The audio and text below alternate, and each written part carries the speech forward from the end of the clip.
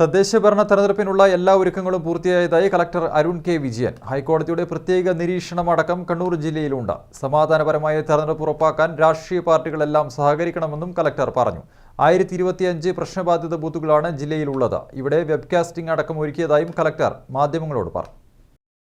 കണ്ണൂർ ജില്ലയിൽ സമാധാനപരമായി തെരഞ്ഞെടുപ്പ് നടത്തുന്നതിന് രാഷ്ട്രീയ പാർട്ടികളും പൊതുജനങ്ങളും സഹകരിക്കണമെന്ന് കളക്ടർ അരുൺ കെ വിജയൻ പറഞ്ഞു. ആകെ 1812 വാർഡുകളിലാണ് തെരഞ്ഞെടുപ്പ് നടക്കുക. 20,92,003 വോട്ടർമാരാണ് ജില്ലയിലുള്ളത്. 678 പ്രവാസി വോട്ടർമാരുമുണ്ട്.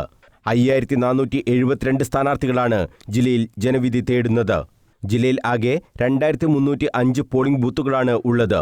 ഇതിൽ 1025 സെൻസിറ്റീവ് ബൂത്തുകളും ഉണ്ട്. ഈ ബൂത്തുകളിലെല്ലാം വെബ്കാസ്റ്റിംഗ് സംവിധാനം ഒരുക്കിയിട്ടുണ്ട്.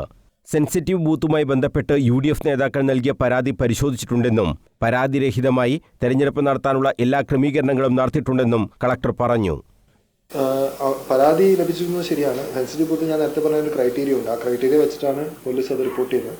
അപ്പോൾ അതിൽ ഒരു വ്യത്യാസം ഉണ്ടായിട്ടില്ല. പക്ഷേ എനിക്ക് കിട്ടിയ റിക്വസ്റ്റ് എന്ന് പറയുന്നത് അവർ തന്ന ലിസ്റ്റിലുള്ള കുറച്ച് ഏകദേശം 100ഓളം ഉണ്ടായിരുന്നു. അത് പരിശോധിച്ചുകൊണ്ട് വെബ്കാസ്റ്റിംഗ് ആവശ്യമുണ്ടെങ്കിൽ വീഡിയോഗ്രാഫിക്ക് പകരം വെബ്കാസ്റ്റിംഗ് വേണമെന്നാണ് ആവശ്യപ്പെട്ടത്. അപ്പോൾ അത് നമ്മൾ സ്റ്റേറ്റ് ഇലക്ഷൻ കമ്മീഷനോട് റിക്വസ്റ്റ് ചെയ്തു. ഒബ്സർവറിൻ്റെ ത്രൂ അതേ റിപ്പോർട്ട് തന്നെ നമ്മൾ കൊടുത്തിരുന്നു.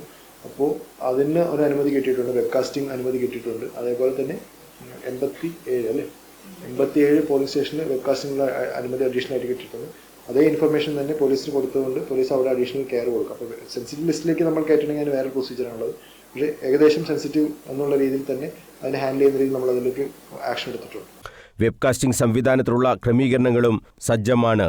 സിറ്റി പോലീസിന് കീഴിൽ 602 ബൂത്തുകളാണ് സെൻസിറ്റീവ്. റൂറൽ പോലീസിന് കീഴിൽ 423 ബൂത്തുകളും സെൻസിറ്റീവ് ഉണ്ട്. മാവോയിസ്റ്റ് ഭീഷണിയുള്ള ബൂത്തുകൾ 50ഓളമുണ്ട്. സെൻസിറ്റീവ് ബൂത്തുകളായി പ്രഖ്യാപിക്കാത്ത 173 പോളിംഗ് സ്റ്റേഷനുകളിൽ വീഡിയോഗ്രാഫി സൗകര്യം ഏർപ്പെടുത്തിയിട്ടുണ്ട്. ഇതിൽ 158 സ്ഥാനാർത്ഥികളുടെ അപേക്ഷപ്രകാരവും 15 കോടതി ഉത്തരവ് പ്രകാരമാണെന്നും കളക്ടർ പറഞ്ഞു. വോട്ട് ചെയ്യാൻ എത്തുന്നവർ തിരിച്ചറിയൽ രേഖകൾ കരുതണമെന്നും കളക്ടർ അറിയിച്ചു. ബുധനാഴ്ച രാവിലെ 10 മണി മുതൽ പോളിംഗ് സാമഗ്രികളുടെ വിതരണം നടക്കും. 11 ബ്ലോക്ക് പഞ്ചായത്തുകളിലും 8 നഗരസഭകളിലും കോർപ്പറേഷനിലുമായാണ് വിതരണ കേന്ദ്രങ്ങൾ. പോളിംഗ് സാധനങ്ങളുടെ വിതരണ സ്വീകരണ കേന്ദ്രങ്ങൾ തന്നെയാണ് ഡിസംബർ 13-നുള്ള വോട്ടെണ്ണൽ കേന്ദ്രങ്ങളായും പ്രവർത്തിക്കുക. ത്രിതല പഞ്ചായത്തുകളുടെ വോട്ടെണ്ണൽ ബ്ലോക്ക് തലത്തിലും നഗരസഭാ കോർപ്പറേഷൻ എന്നിവയുടെ വോട്ടെണ്ണൽ അതാത് കേന്ദ്രങ്ങളിലും നടക്കും.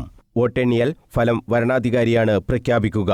ഓരോ വാർഡുകളിലും ആദ്യം പോസ്റ്റൽ വോട്ടുകൾ എണ്ണും. തുടർന്ന് EVM ഫലം പരിശോധിക്കുമെന്നും കളക്ടർ പറഞ്ഞു.